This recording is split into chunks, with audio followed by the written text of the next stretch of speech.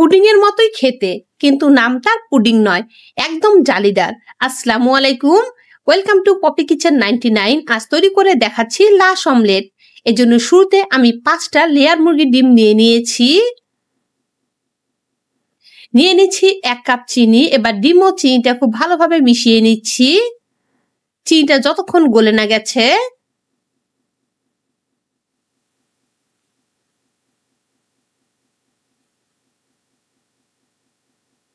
এবার দিয়ে দিচ্ছি হাফ লিটার ঘন দুধ।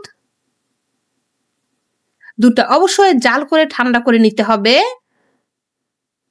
এবার সমস্ত উপকরণ মিশিয়ে নিয়েছি। এবার একটা বাটিতে সরিষার তেল দিয়ে দিয়েছি যাতে করে পুডিংটা লেগে না যায়।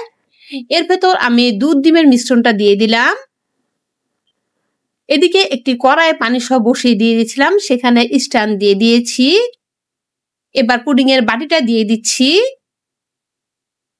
দিয়ে এটা আমি ঢেকে দিচ্ছি ঠিক 40 মিনিটের জন্য।